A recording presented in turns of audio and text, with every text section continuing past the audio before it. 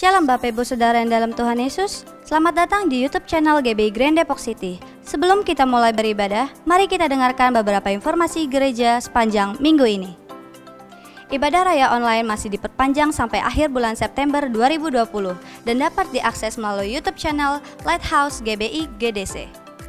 Ibadah online sekolah minggu GBI Grand Depok City dilaksanakan setiap minggunya jam 8.30 pagi di channel YouTube Lighthouse GBI GDC. Untuk informasi bisa menghubungi Kak Ita di 0812 9631 916. Bagi jemaat yang ingin memberikan persembahan perpuluhan, persembahan umum, persembahan diakonia, dan persembahan lainnya dapat mentransfer ke rekening BCA 8691 963535 atas nama GBI Grand Depok City. Harap bukti transfer dikirim melalui WhatsApp ke Ibu Peti di nomor 0812 8390 7423. Ibadah KUL masih dilakukan secara online. Hubungi gembala KUL masing-masing untuk informasi tentang KUL. Bagi yang ingin bergabung dalam KUL, dapat menghubungi KUL Center dengan Bapak Melvin di nomor 0813 3247 6369. GBI Grand Depok City membuka pelayanan doa. Bagi jemaat yang membutuhkan pelayanan doa dapat menghubungi Bapak PDP Babang Sumarji, Gembala GBI Grand Depok City di nomor 0817 617323. Minggu ini ibadah disertai dengan perjamuan kudus. Mari siapkan roti dan anggur perjamuan. Jika tidak ada, dapat digantikan dengan teh, sirup, ataupun biskuit. Mari siapkan hati kita untuk beribadah dengan sungguh-sungguh agar pujian dan penyembahan menjadi kekuatan baru bagi kita dan kebenaran firman Tuhan menjadi rema dalam hidup kita. Selamat beribadah, Tuhan Yesus memberkati. Shalom, selamat pagi jemaat Tuhan, apa kabar? Tidak terasa kita sudah masuk di awal bulan September 2020. Sudah 9 bulan kita lalui tahun ini dan kita tetap merasakan kebaikan Tuhan dalam kehidupan kita. Apapun yang terjadi pada dunia saat ini, kita mau tetap berkata, Tuhan Yesus baik, baik buat saya, baik buat saudara. Mari kita siapkan hati, kita mau masuk ibadah kita pagi hari ini dengan penuh ucapan syukur kepada Tuhan. Sama-sama kita masuk dalam doa. Bapa yang baik, sungguh Tuhan kami mengucap syukur untuk semua kebaikan Tuhan dalam kehidupan kami. Terima kasih Bapa, bulan demi bulan Tuhan pelihara kami. Bahkan sampai detik hari ini Tuhan, kami merasakan betapa Engkau baik dalam kehidupan kami Bapa. Dalam rumah tangga, dalam pekerjaan, dalam studi kami. Terima kasih Bapa, pemeliharaanmu sungguh sempurna. Apapun yang terjadi Tuhan, pagi hari ini kami mau datang sama Tuhan, membawa ucapan syukur kami melalui pujian kami Tuhan. Biarlah menjadi dupa yang harum di hadapan-Mu. Sucikan dan kuduskan setiap kami Bapa. Layakkan kami untuk membawa pujian kami di hadapan Tuhan. Kami mau bilang cinta Tuhan seumur hidup kami Tuhan. Seumur hidup kami mau cinta Tuhan. Biarlah pujian ini menyenangkan hati-Mu Bapa. Di dalam nama Tuhan Yesus. Amin.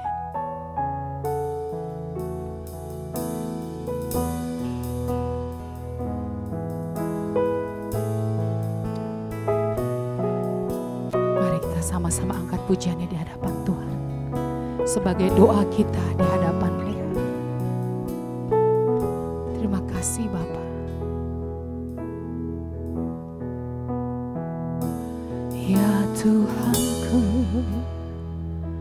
aku hendak bernyanyi bagi-Mu selama ku hidup. Ya Allahku, aku hendak bermazmur bagi-Mu selagi ku ada. Sama-sama katakan dari awal. Ya Tuhanku, aku hendak bernyanyi bagi-Mu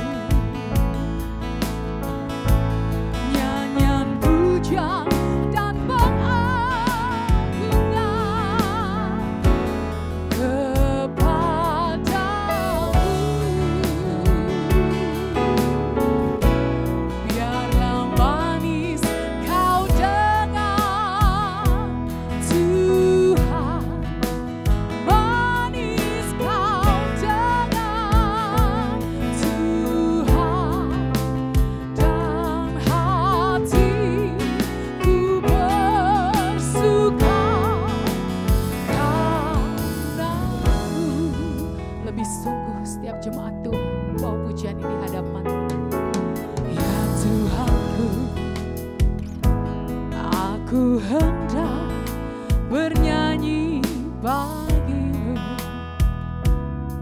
selama ku hidup. Ya Allahku, aku hendak bermazmur bagimu selagi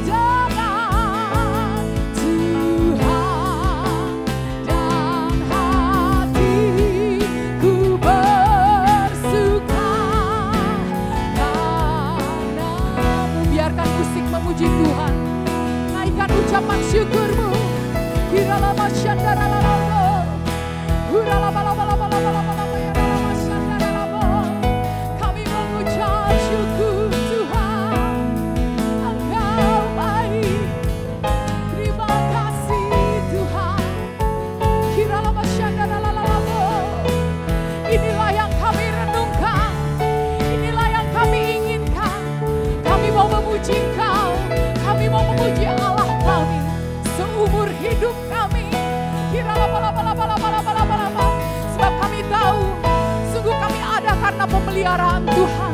Sebab kami sadar sampai detik hari ini Tuhan tidak pernah tinggalkan kami.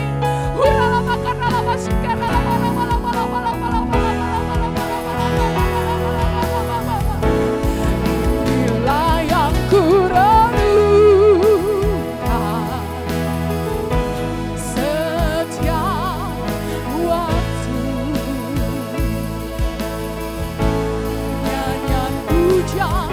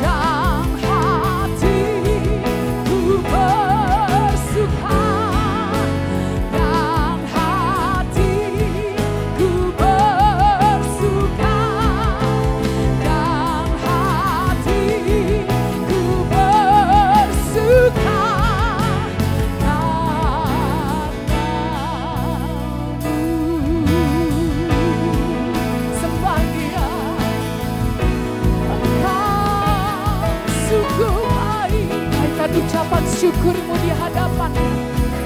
Kuralama syandaralama. Terima kasih Tuhan, kami bersyukur, kami bersyukur. Terima kasih Tuhan, sungguh Kau baik, sungguh Kau baik. Haleluya, we worship you Lord, we glorify your name Jesus. You're the only one God, satu-satunya Tuhan. Oh haleluya, glory haleluya. Kiralama syandaralama lama.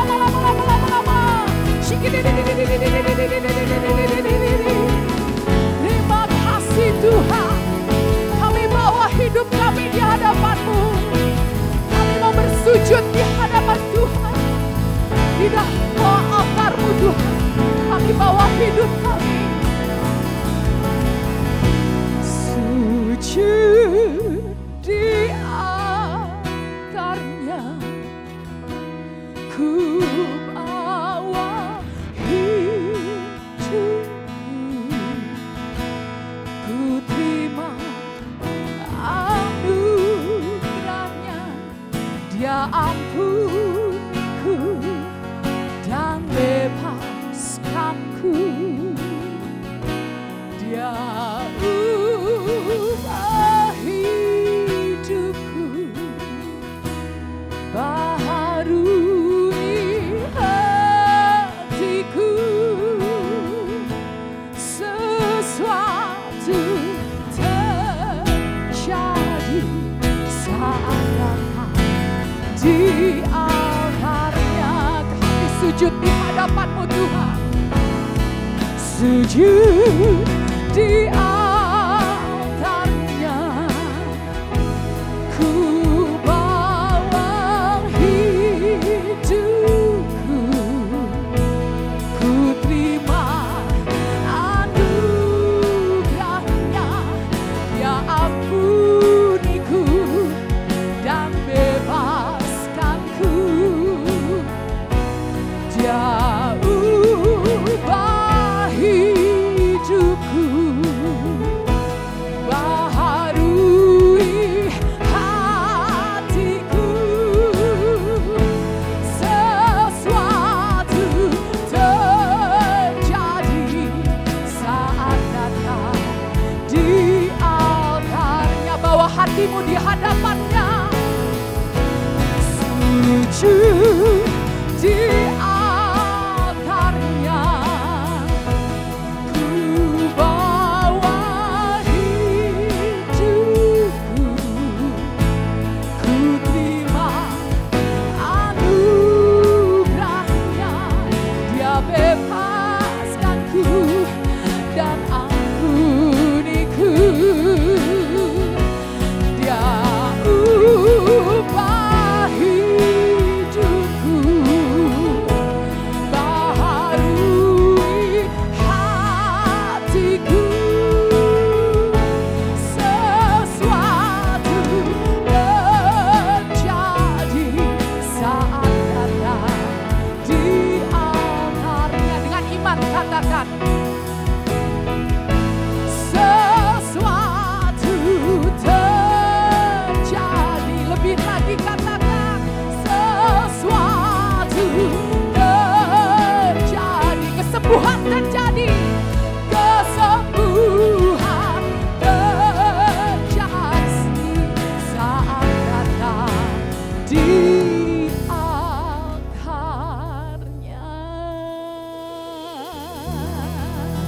Sorak-sorai bagi Raja kita. Haleluya. Engkau yang layak disembah, Engkau yang layak ditinggikan. Segala hormat, segala kemuliaan hanya bagi Engkau Yesus. Amin. Jemaat Tuhan, kita tahu bahwa semua yang terjadi di atas muka bumi ini, di kolong langit ini, semua akan berakhir. Tapi janji Tuhan itu yang pasti kekal selama-lamanya. Kalau Tuhan berjanji, Dia akan terus bersama-sama dengan kita. Dia tidak akan tinggalkan kita dalam apapun musim hidup kita. Pasti Dia genapi. Kita mau bersukacita bagi Tuhan, karena sukacita Tuhan adalah kekuatan kita. Mari kita sama-sama menari bagi Tuhan.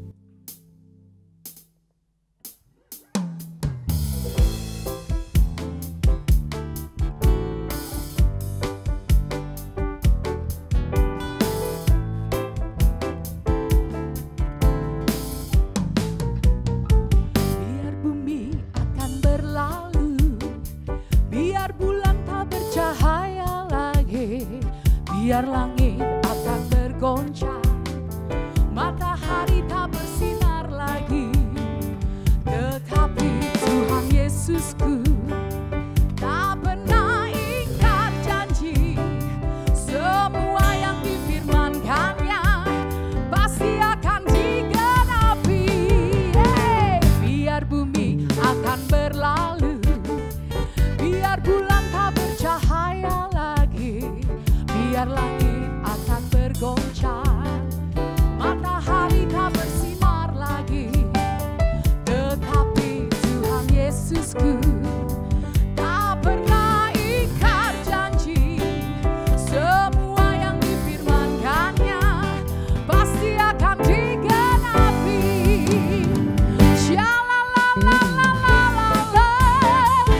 Saya cinta Yesus.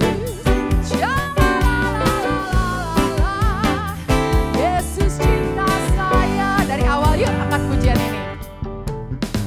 Biar bumi akan berlalu, biar bulan tak bercahaya lagi, biar langit akan bergoncang, matahari tak bersinar lagi, tetapi Tuhan Yesusku tak pernah ingkar janji.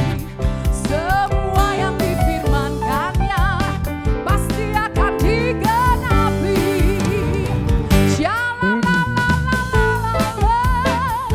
Saya cinta Yesus. Yesus cinta saya.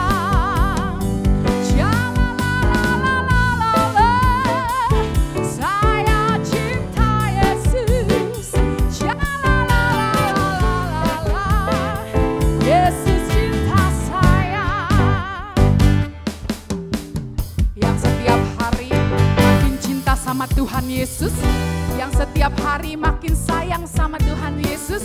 Mari kita lebih kuat lagi angkat pujian ini bersama-sama.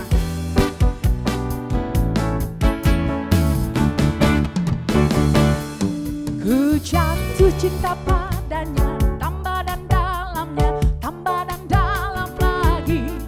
Ku jatuh cinta padanya, tambah dan dalamnya, tambah dan dalam lagi. Yesus indah dan indahlah, semakin indah cintanya antara Allah dan aku. Ku jatuh cinta padanya, tambah dan dalamnya, tambah dan dalam lagi. Ku jatuh cinta padanya, tambah dan dalamnya, tambah dan dalam lagi. Ku jatuh cinta padanya, tambah dan dalamnya, tambah dan dalam lagi. Yesus indah dan indahlah, semakin indah oh cintanya antara Allah dan aku. Ku jatuh cinta padanya, tambah dan dalamnya, tambah dan dalam lagi. Ku jatuh cinta padanya, tambah dan dalamnya, tambah dan dalam lagi. Ku jatuh cinta padanya, tambah dan dalamnya, tambah dan dalam lagi. Yesus indah dan indahlah, semakin indah oh cintanya antara Allah dan aku. Ku jatuh cinta padanya, tambah dan dalamnya, tambah dan dalam lagi.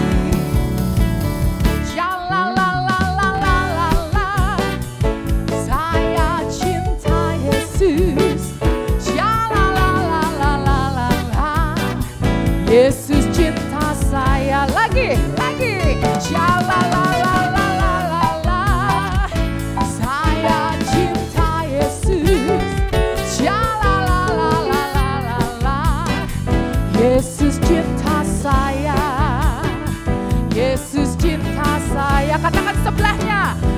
Yesus cinta kamu.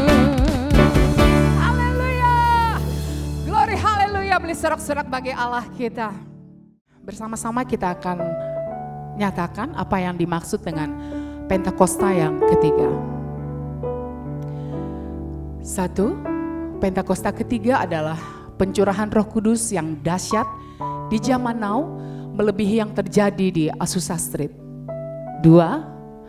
Pentakosta ketiga akan mengakibatkan penuaian jiwa yang terbesar dan yang terakhir sebelum Tuhan Yesus datang kembali. 3. Pentakosta ketiga akan membangkitkan generasi Yeremia, yaitu anak-anak muda yang dipenuhi Roh Kudus, cinta mati-matian kepada Tuhan Yesus, tidak kompromi terhadap dosa, dan akan bergerak untuk memenangkan jiwa. 4. Pentakosta ketiga lahir di Indonesia dan bergerak ke bangsa-bangsa. Gerakan ini dari timur ke barat dan akan kembali ke Yerusalem.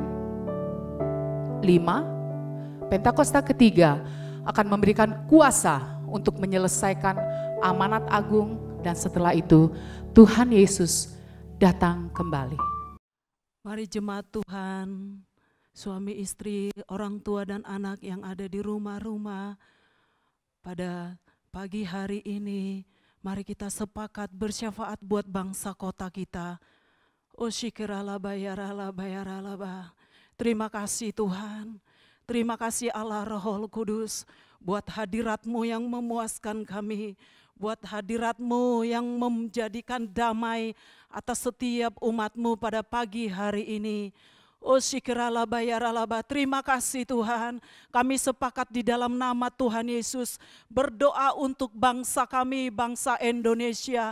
Dari tempat ini kami sepakat melepaskan shalom atas Indonesia, shalom atas Indonesia. Hosikiralaba yaralaba ralaba, Indonesia adalah milik-Mu Tuhan. Osikiralaba ralaba ralaba, kami bersatu hati, kami berdoa merendahkan hati kami Tuhan. Osikiralaba ralaba ralaba ralaba, mengangkat tangan kami untuk negeri kami. Osikiralaba ralaba ralaba, pulihkanlah bangsa kami ya Tuhan. Osikiralaba yaralaba yaralaba ralaba, dari setiap belenggu roh ketakutan Tuhan, pulihkanlah bangsa kami Bapa dari setiap belenggu sakit penyakit ya Tuhan. Osyaralaba yaralaba ralaba ralaba, Indonesia ada di hati-Mu Bapa, Indonesia ada dalam perkenanan-Mu Tuhan. Osyaralaba ralaba, bangkitlah Indonesia, bangkitlah perekonomian bangsa Indonesia. Hosyaralaba ralaba ralaba, dari tempat ini kami sepakat berdoa buat pemimpin bangsa kami, Bapak Presiden Pak Jokowi, Pak Maruf Amin wakilnya. Biarlah kekuatan daripada Tuhan, kemampuan daripada Tuhan mengambil alih Tuhan dalam menjalankan roda pemerintahan Indonesia. Kami katakan Indonesia kuat, Indonesia damai, Indonesia bersatu di dalam nama Tuhan Yesus. Terima kasih Tuhan, biarlah keberkatan daripada Ilahi turun memberkati bangsa kami, penduduk bangsa kami di dalam nama Tuhan Yesus. Terima kasih Tuhan, terima kasih Bapak buat pemimpin rohani kami, Bapak Gembala pembina kami Pak Niko Nyotora Harjo, keempat wakilnya Tuhan, Bapak Rayon kami Tuhan, Pak Yongki Tovani Wijoyo, kedua wakilnya Tuhan. Biarlah Tuhan kemuliaan Tuhan semakin nyata. Mazmur 91 mencengkram Tuhan atas istri Tuhan, atas anak mantu dan cucu di dalam nama Tuhan Yesus. Bahkan Tuhan secara khusus gembala kami, GBI Grand Depok City, Bapak PDP Pak Bambang Sumarji, bahkan Ibu Patresia, Ibu Gembala kami, Engkau yang telah memilih dan menetapkan kekuatan daripada Tuhan, kemampuan daripada Tuhan, bahkan pengurapan yang baru setiap pagi mengalir di dalam nama Tuhan Yesus. Yesus, kami percaya tudung perlindungan-Mu sempurna atas setiap keluarga yang ada hubungan pertalian darah. Terima kasih Tuhan, terima kasih buat kota kami, buat ke-11 kecamatan kota kami, buat 63 kelurahan di kota Depok. Depok tidak sama lagi. Depok diubahkan dengan api Tuhan. Depok akan menjadi bilangan-bilangan orang benar, bertumbuh di dalam kota Depok. Lewat taman doa rumah pengorbanan, hadirat-Mu semakin nyata.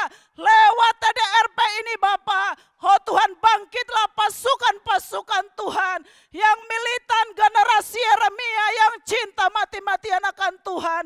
Pasukan Kristus di dalam nama Tuhan Yesus. Terima kasih Bapa, terima kasih Tuhan. Bahkan kami akan duduk diam mendengarkan sebagian dari firman-Mu Tuhan yang ditabur oleh hamba-Mu. Kami percaya Tuhan, kuasa dari firman-Mu Bapa, oh sekiralah nyata atas umat-Mu.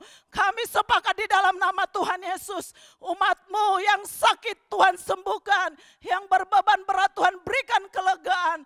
Tuhan bukakan pintu-pintu mujizat di dalam nama Tuhan Yesus. Umat-Mu berkemenangan di dalam nama Tuhan Yesus. Saat-saat ini Tuhan, biarlah Tuhan di new normal ini kami katakan gereja-Mu bangkit.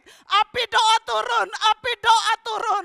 Kami percaya Tuhan. Oh terima kasih Tuhan, mujizat yang tidak lazim terjadi atas kota kami, atas bangsa kami, atas keluarga demi keluarga umat-Mu. Kami terima di dalam nama Tuhan Yesus. Kami terima di dalam nama Tuhan Yesus. Terima kasih Tuhan, terima kasih Engkau Allah yang berdaulat. Bahkan setiap hamba-hamba-Mu yang terhisap dalam, oh Tuhan, ibadah online ini. Engkau yang menguatkan, meneguhkan, urapan yang baru, selalu baru Tuhan. Terima kasih Engkau berkati keluarga demi keluarga. Terima kasih ya Abah, kami kembalikan segala pujian, segala hormat hanya bagi-Mu. Di dalam nama Tuhan Yesus, mari kita yang diberkati sama-sama katakan, amin. Happy Sunday semuanya. Banyak orang bertanya-tanya, apakah pandemi yang kita hadapi adalah tanda kedatangan Tuhan Yesus yang kedua kali? Sebelum kita menjawab pertanyaan tersebut, kita harus mengerti bahwa kedatangan Tuhan Yesus dapat dibagi menjadi dua tahapan. Tahapan pertama adalah pengangkatan gereja atau yang sering kita sebut dengan rapture. Pada tahapan ini, Tuhan Yesus akan datang di awan-awan dan menjemput kita untuk bersama-sama dengan Dia. Tahapan kedua adalah penampakan Kristus. Pada tahapan ini, Tuhan Yesus beserta orang-orang kudusnya akan mengalahkan antikristus di dalam perang Harmagedon, lalu mendirikan kerajaan 1000 tahun damai. Kita mempercayai bahwa pengangkatan gereja terjadi sebelum masa aniaya atau masa antikristus. Sehingga pertanyaannya adalah, apakah pandemi seperti COVID-19 saat ini dapat dikatakan sebagai tanda bahwa pengangkatan gereja atau rapture sudah dekat? Dalam Matius 24 ayat 4-12, Tuhan Yesus memberitahu murid-muridnya mengenai tanda-tanda yang akan terjadi menjelang kedatangannya yang kedua kali. Yaitu, yang pertama, goncangan-goncangan terhadap orang percaya. Yang kedua, goncangan-goncangan terhadap semua orang di bumi. Dan yang terakhir, pemberitaan Injil di seluruh dunia. Nah, yang perlu kita perhatikan adalah, pada Lukas 21 ayat yang ke-11, Tuhan Yesus memberikan tanda-tanda yang dapat dirasakan oleh semua orang. Dan akan terjadi gempa bumi yang dahsyat. Di berbagai tempat akan ada penyakit sampar dan kelaparan. Dan akan terjadi juga tanda-tanda yang mengejutkan. Dan tanda-tanda yang dahsyat dari langit. Tanda-tanda yang Tuhan ungkapkan adalah kejadian yang harus terjadi. Karena itu adalah bagian dari rencananya.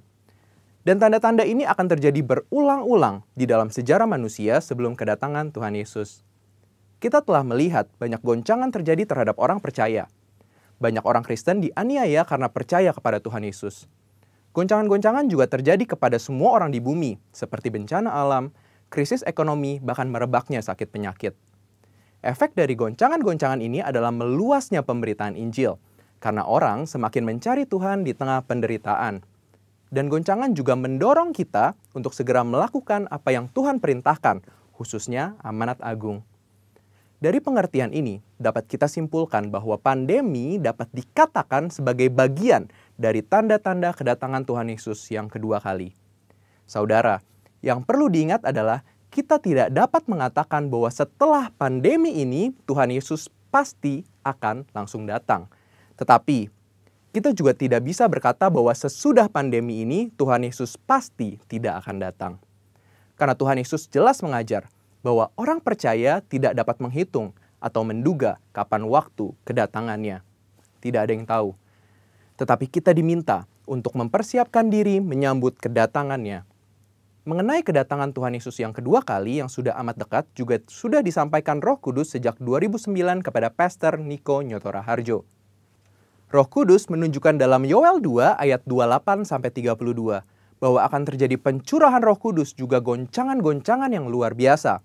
Akan tetapi melalui hal tersebut akan ada banyak orang berseru kepada Tuhan dan diselamatkan. Tahun 2013, Tuhan memberikan pernyataan melalui Pastor Niko bahwa yang dimaksud dengan pencurahan Roh Kudus adalah Pentakosta yang ketiga. Sejak saat itu, Pentakosta ketiga aktif disebarkan di mana-mana. Pastor Russell Evans dari Planet Shakers Church, Australia mendapat penglihatan bahwa Roh Kudus sedang dicurahkan di Indonesia. Ada kebangkitan jutaan anak-anak muda yang penuh Roh Kudus, yang cinta mati-matian akan Tuhan dan akan melayani dengan cara yang belum pernah dilihat sebelumnya. Ini adalah jawaban doa bagaimana Pentakosta ketiga akan terjadi khususnya di Indonesia. Pentakosta ketiga juga diteguhkan oleh banyak hamba Tuhan baik dalam dan luar negeri di Empower 21. Yaitu bahwa kegerakan ini akan lebih besar daripada pencurahan Roh Kudus di Azusa Street. Roh Kudus memberi pengertian bahwa Pentakosta ketiga akan menuntaskan amanat agung dan setelah itu Tuhan Yesus akan datang kembali. Kita percaya bahwa ini pasti terjadi. Kita dapat mengambil kesimpulan bahwa pandemi yang sedang terjadi hari-hari ini adalah bagian dari tanda-tanda penggenapan Pentakosta ketiga, di mana pencurahan Roh Kudus dan goncangan yang terjadi akan mengakibatkan banyak orang berseru kepada Tuhan dan diselamatkan. Artinya, amanat agung Tuhan sedang digenapi.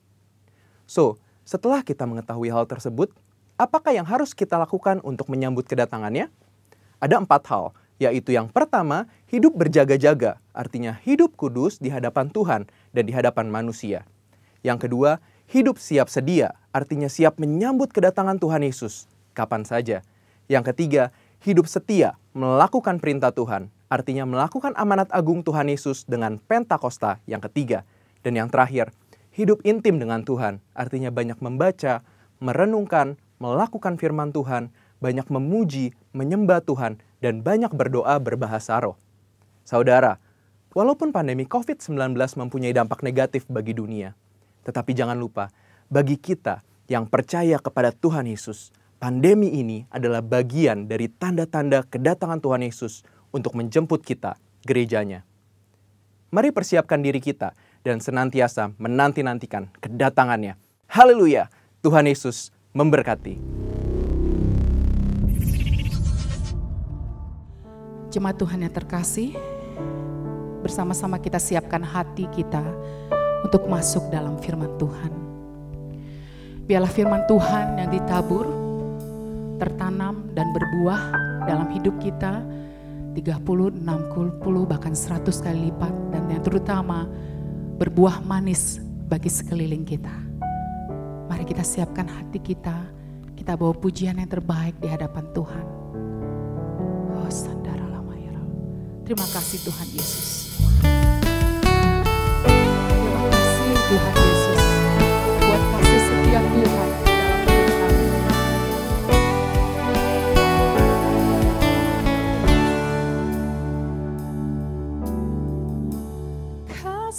Setiamu yang ku rasakan lebih tinggi dari langit biru.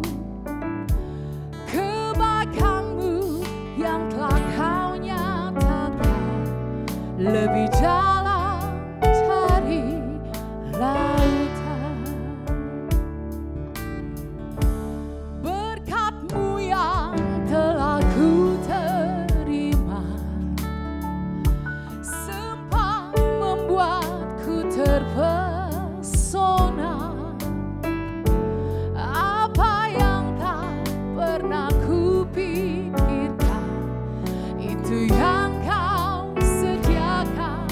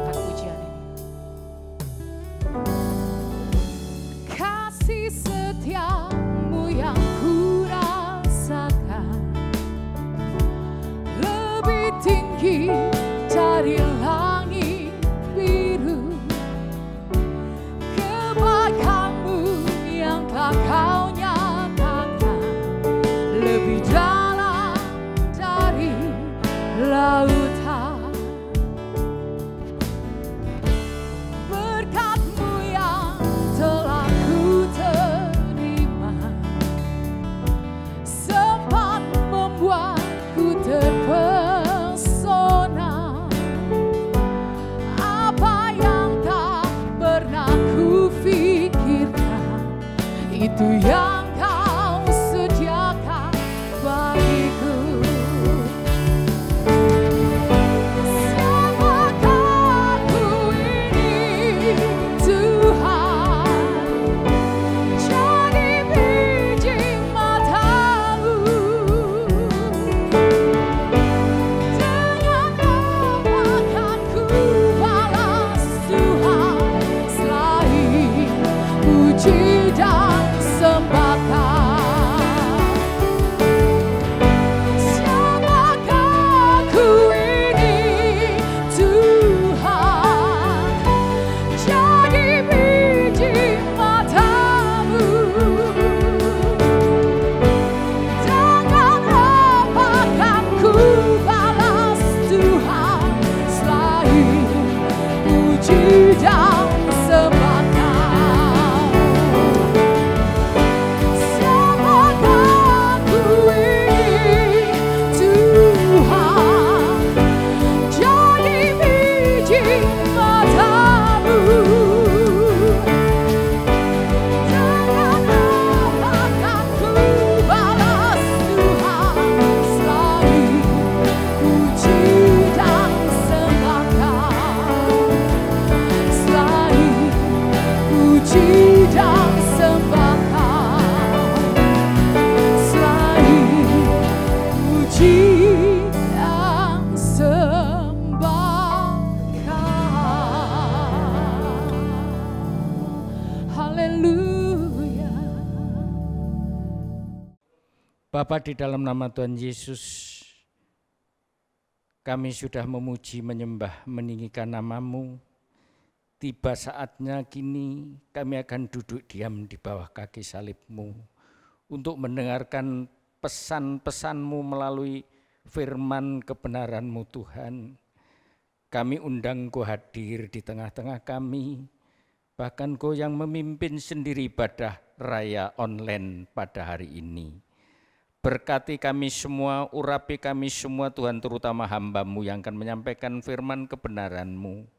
Tuhan, Engkau taruh perkataan-perkataan-Mu, Engkau urapi mulut bibir hamba-Mu Tuhan, agar firman kebenaran yang aku sampaikan dapat menjadi berkat bagi Jemaat GBI Grand Depok City atau siapapun yang mengikuti ibadah raya online dimanapun mereka berada.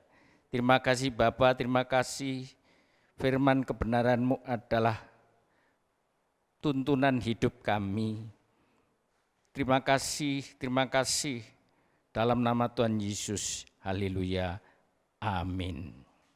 Shalom saudara-saudara yang dikasihi Tuhan Yesus Kristus. Pada umumnya kita semua sangat mendambakan suasana kehidupan yang damai. Tetapi apakah yang kita pikirkan pada waktu kita mendengar kata damai itu? Apakah kita merasa asing mendengar kata itu karena memang kita merasa hidup dalam keadaan baik-baik saja atau sebaliknya? Tetapi sebenarnya tidak demikian keadaan hidup kita sekarang ini.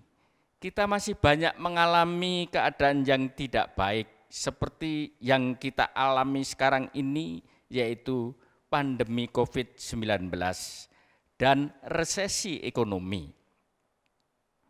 Banyak perusahaan yang tutup dan juga pemutusan hubungan kerja.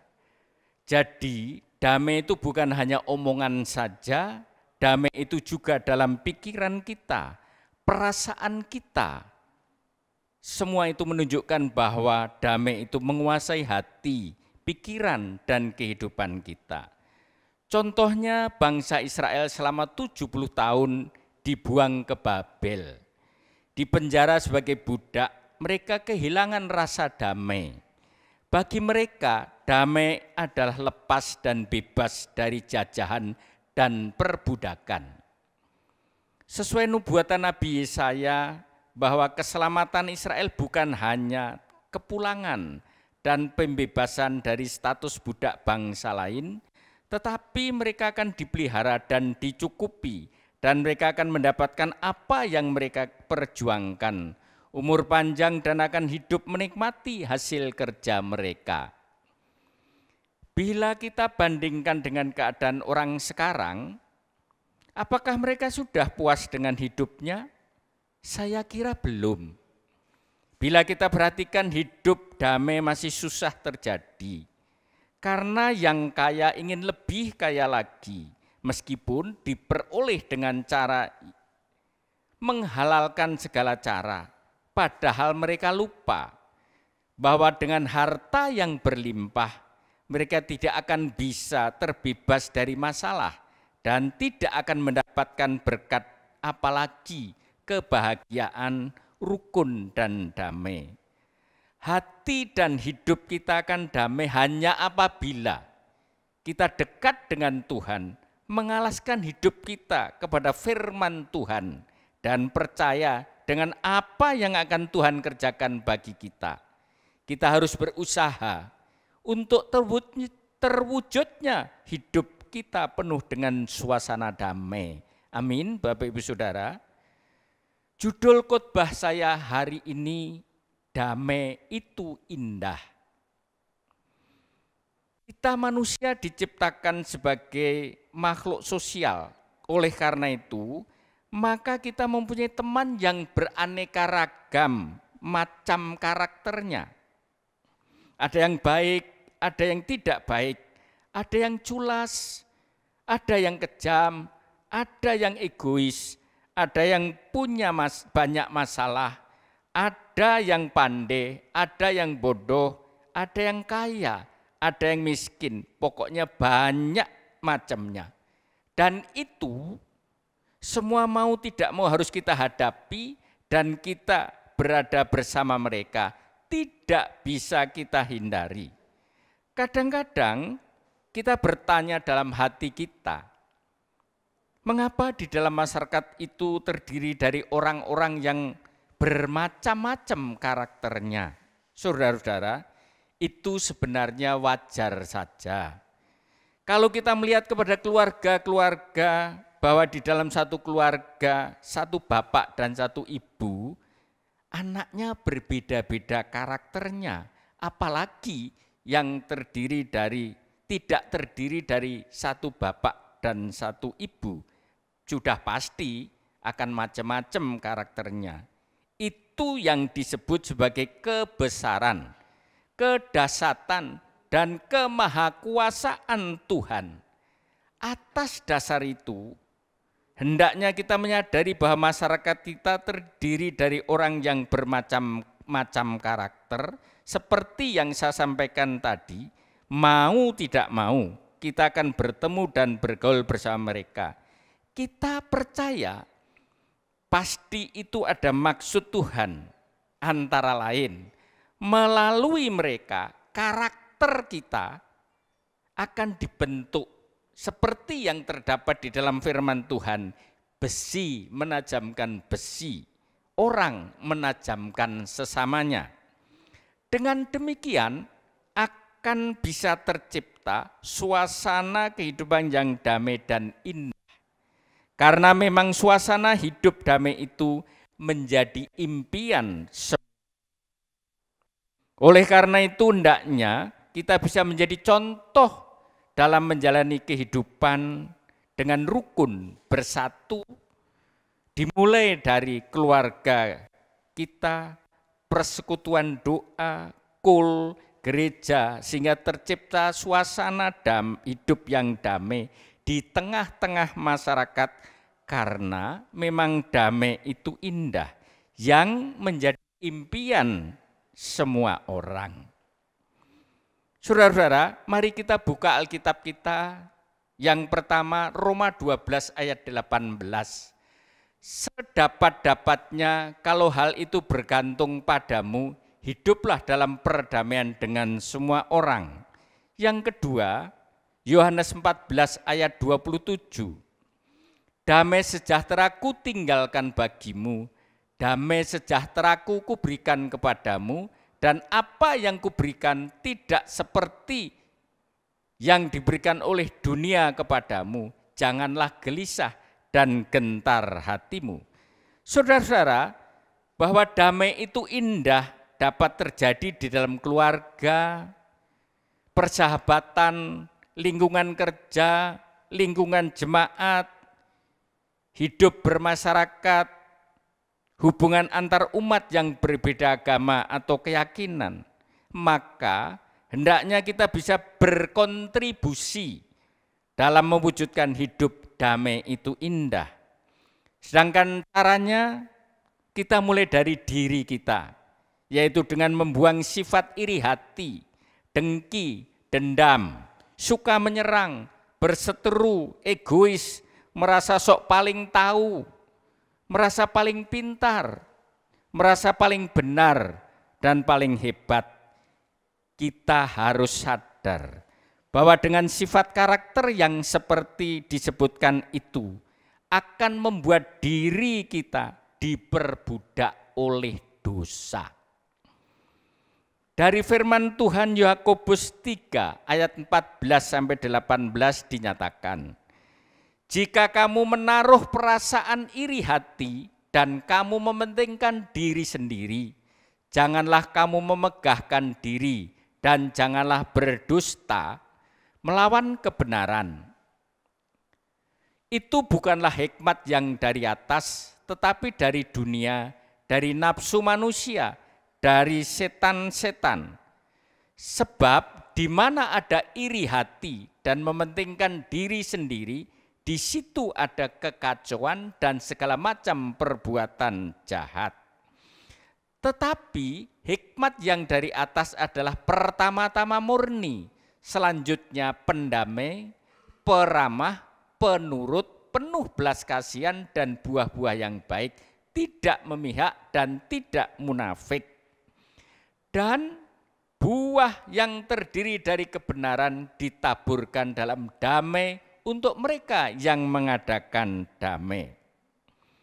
Bapak Ibu Saudara, damai itu indah akan terjadi dalam hidup kita apabila hidup kita dipimpin oleh Roh Kudus dan didasarkan pada firman Tuhan. Saudara-saudara yang dikasihi Tuhan Yesus Kristus, apabila kita perhatikan kehidupan sekarang ini, sepertinya banyak orang yang lebih senang hidup dalam suasana tidak damai, lebih senang dalam suasana tidak aman yang diliputi dengan provokasi, fanatisme sempit, perdebatan, keributan, perselisihan. Hal ini mengindikasikan kondisi yang lebih mencintai perpecahan. Padahal sebenarnya secara umum orang masih merindukan suasana damai dalam hidupnya. Namun demikian di antara kita ada yang secara tidak sadar melakukan hal-hal yang bisa mencederai rasa damai yang diimpikan itu dengan cara mudah marah, menghujat, mengeluarkan kata-kata kotor, caci maki, menghina, memfitnah, memberi komentar yang keras, kasar, dan sinis terhadap orang lain, iri terhadap keberhasilan orang lain, bertindak kasar kepada anak dan istri yang biasa disebut KDRT. Padahal perkataan sikap perilaku yang tidak baik itu bisa menimbulkan perasaan benci atau perasaan tidak senang dari orang lain.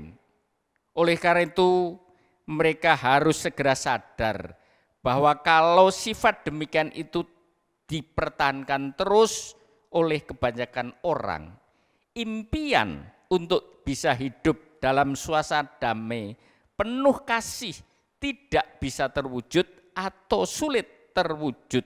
Artinya suasana damai itu indah bisa tercapai sangat tergantung kepada peran kita. Seperti yang dinyatakan di dalam firman Tuhan Roma 12 ayat 18. Sedapat-dapatnya kalau hal itu bergantung padamu, hiduplah dalam perdamaian dengan semua orang.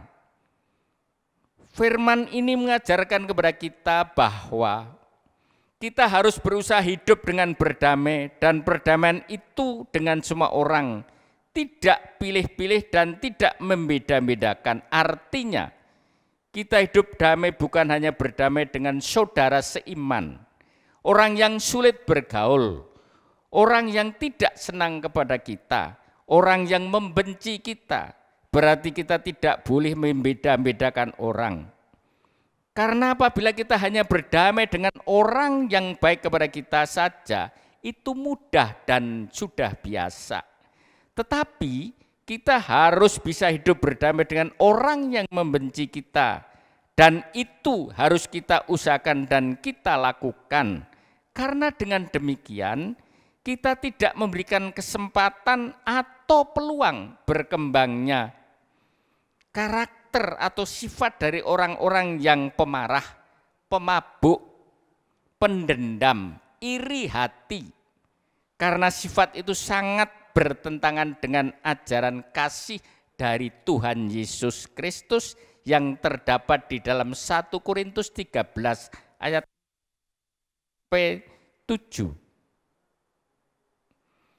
Kasih itu sabar, kasih itu murah hati, ia tidak cemburu, ia tidak memegahkan diri dan tidak sombong. Ia tidak melakukan yang tidak sopan dan tidak mencari keuntungan diri sendiri. Ia tidak pemarah dan tidak menyimpan kesalahan orang lain. Ia tidak bersukacita karena ketidakadilan, tetapi karena kebenaran. Ia menutupi segala sesuatu, percaya segala sesuatu, mengharapkan segala sesuatu, sabar menanggung segala sesuatu. Dan Efesus 5 ayat 4, demikian juga perkataan yang kotor, yang kosong, atau yang sembrono. Karena hal-hal ini tidak pantas, tetapi sebaliknya ucapkanlah syukur. Firman ini dengan jelas mengajarkan kepada kita bahwa dalam menjalani kehidupan ini kita harus saling mengasihi, percaya dan beriman kepada Yesus Kristus, sabar dan mengucap syukur daripada mengucapkan kata-kata caci maki dan menghujat. Kita harus memperhatikan bahwa dari mulut kita ini bisa keluar jenis perkataan, yaitu kata-kata yang baik dan kata-kata yang tidak baik. Maka kita harus hati-hati dalam berkata-kata. Ingat saudara-saudara, Alkitab mengingatkan kita bahwa apa yang keluar dari mulut kita itu berasal dari hati kita. Lukas 6 ayat 45. Orang yang baik mengeluarkan barang yang baik dari perbendaharaan hatinya yang baik. Dan orang yang jahat mengeluarkan barang yang jahat dari perbendaharaannya yang jahat. Karena yang diucapkan mulutnya meluap dari hatinya. Selanjutnya Yesus menyatakan dalam Matius 15 ayat 18. Tetapi apa yang keluar dari mulut berasal dari hati, dan itulah yang menajiskan orang. Maka untuk mencegah agar hidup kita tidak dikendalikan dan dikuasai terus oleh rasa benci, iri hati, emosi, curiga, kita harus menjaga dan mengendalikan hati kita dengan selalu berdoa, menaikkan pujian, menyembah dan bersyukur, serta banyak-banyak membaca dan merenungkan firman Tuhan. Dengan demikian hati kita akan dibawa masuk ke dalam suasana hati yang sejuk dan damai. Sesuai firman Tuhan, dengan demikian perkataan yang keluar dari mulut kita bukan hal-hal yang jelek yang bisa membawa dan membuat kita menjadi semakin jauh dari suasana damai dan kasih terhadap orang-orang yang berada di sekitar kita. Saudara-saudara yang dikasihi Tuhan Yesus, apabila di antara kita yang terbiasa berbicara kasar, membiarkan dirinya dikuasai rasa benci, iri hati. Mari mulai sekarang kita bertobat dan berubah dari kebiasaan tersebut. Karena mungkin suatu waktu kita akan bertemu dengan orang yang menyakiti, menghina, menjelek-jelekan, baik itu di kantor, di tempat kerja kita, di tempat usaha, di lingkungan tempat tinggal kita, di pelayanan, di tempat kuliah, di sekolah, atau dimanapun. Hal itu bisa membuat kita tergoda dan tersulut emosi kita, sehingga menimbulkan amarah. Maka kita harus segera bisa menguasai diri, segera datang kepada Tuhan, berdoa, mengucap syukur, mohon ampun, memuji, menyembah Tuhan, berdoa, mengucapkan syukur. Maka itu akan bisa membuat hati kita menjadi tenang kembali dan kita akan merasa damai, tidak membenci orang yang menyakiti kita, orang yang menjelek-jelekan kita. Bahkan kita akan mendoakan dan memberkati mereka seperti yang diajarkan oleh Tuhan kepada kita melalui Paulus dalam Kolose 4 ayat 2. Bertekunlah dalam doa dan dalam pada itu berjaga-jagalah sambil mengucap syukur.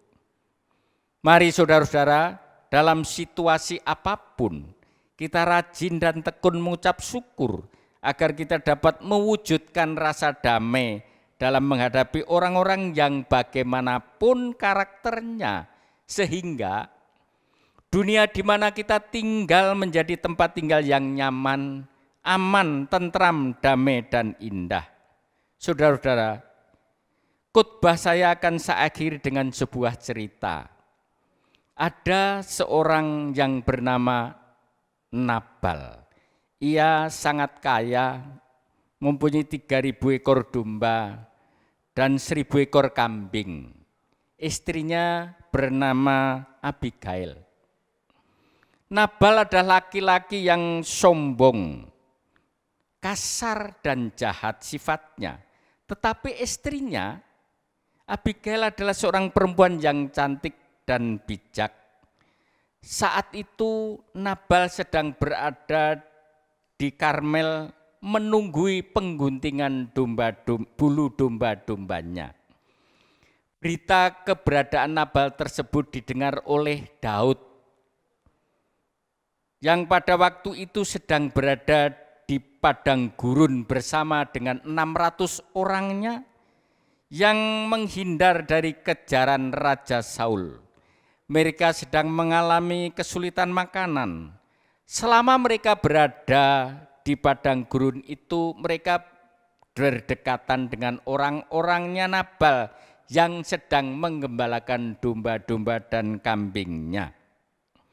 Meskipun kekurangan makan, Daud dan orang-orangnya tidak mengganggu kambing domba Nabal, bahkan mereka membantu ikut menjaga domba-domba itu dari gangguan orang jahat dan binatang buas. Sehingga para gembala senang dan akrab dengan Daud dan orang-orangnya. Karena itu kambing domba Nabal terjaga aman.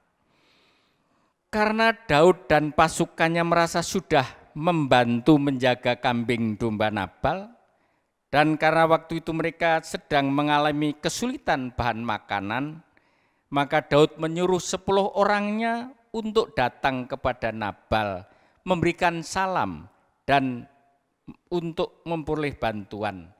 Tetapi rupanya Nabal menolak, tidak mau memberikan bantuan, bahkan menjawab dengan kasar dan sombong serta angkuh.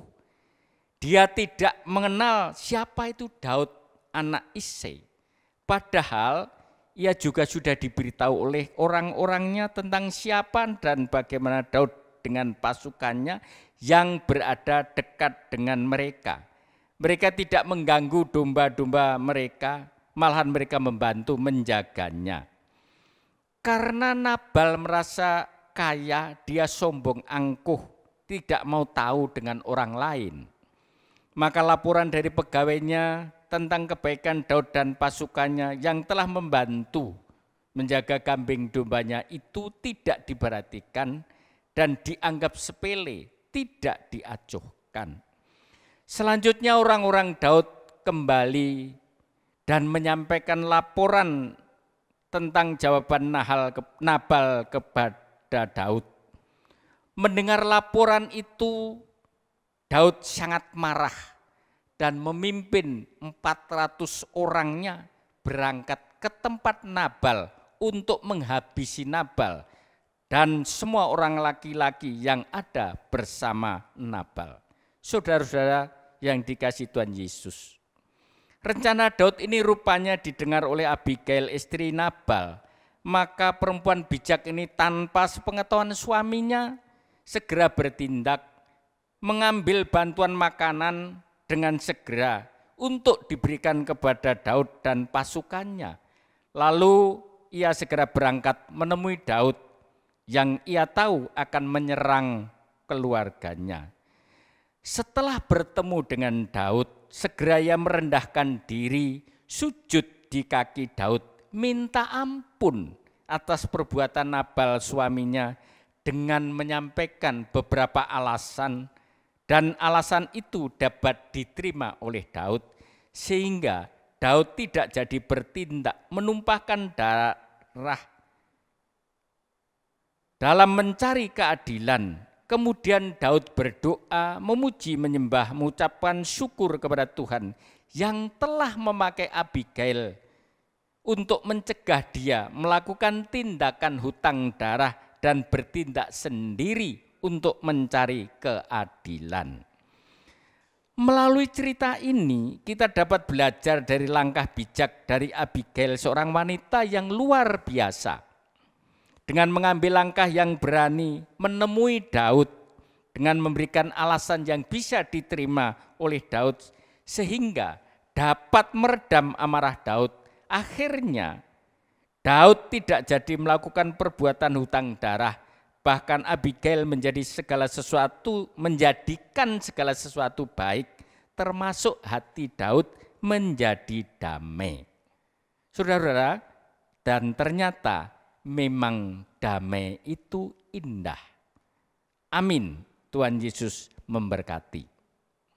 Kita berdoa.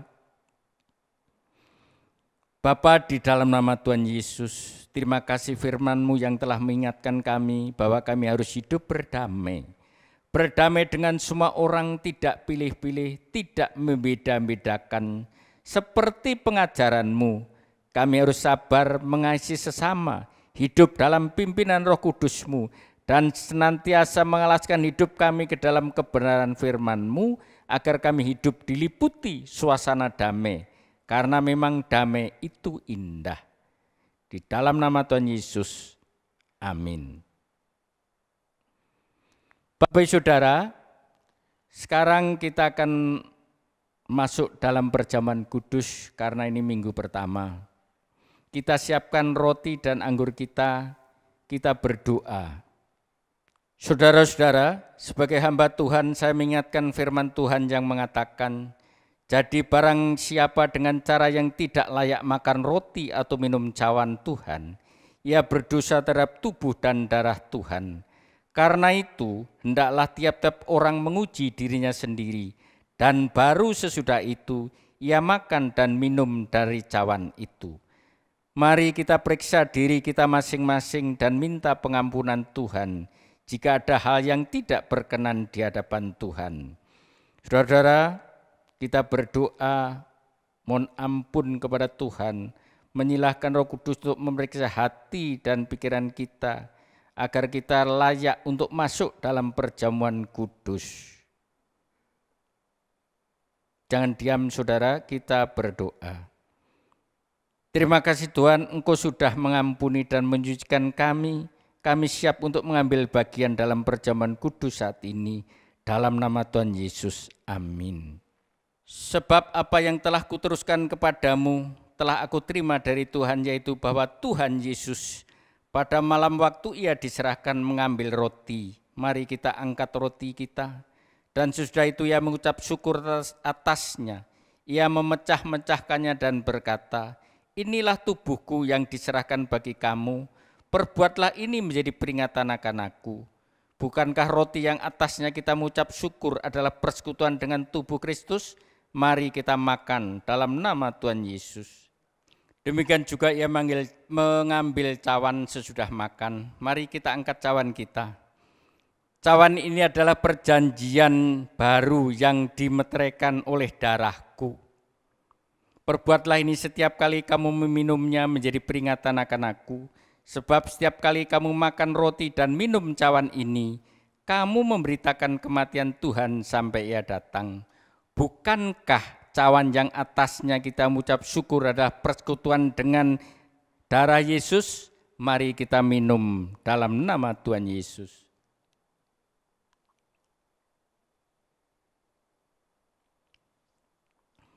Saudara-saudara, mari kita mengucapkan syukur. Jangan diam saudara, kita mengucapkan syukur. Bapa, terima kasih kalau Engkau telah melayakkan kami untuk masuk dalam perjamuan kudus-Mu. Tuhan, terima kasih untuk pengorbanan-Mu bagi kami. Saat ini kami percaya melalui perjamuan kudus ini, kami mengalami kuasa kebangkitan-Mu. Yang sakit disembuhkan, yang lemah dikuatkan, yang miskin diberkaya. Pintu-pintu mujizat terbuka bagi kami dalam nama Tuhan Yesus Kristus. Saudara-saudara, ini minggu pertama kita akan mengembalikan sebagian berkat Tuhan yang telah kita terima, yaitu persepuluhan. Kita angkat amplop kita berdoa. Bapa, di dalam nama Tuhan Yesus, Engkau melihat anak-anak-Mu yang mengangkat amplopnya. Mereka mengucapkan syukur terima kasih atas berkat yang telah mereka terima dari-Mu Tuhan. Dan sekarang mereka akan mengembalikan yang menjadi hak-Mu, yaitu persepuluhan. Dan mereka percaya hari-hari ke depan berkat-Mu berlimpah-limpah atas mereka. Terpuji nama-Mu Yesus, terpuji nama-Mu, hanya di dalam nama Tuhan Yesus kami berdoa. Amin.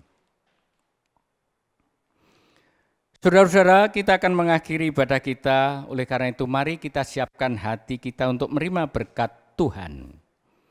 Berkat yang berlimpah-limpah dari Allah Bapa, kasih karunia Tuhan Yesus Kristus, persekutuan yang manis dengan Allah Roh Kudus, menyertai kita mulai saat sekarang sampai Maranatha, kedatangan Tuhan Yesus yang kedua, bahkan sampai selama-lamanya.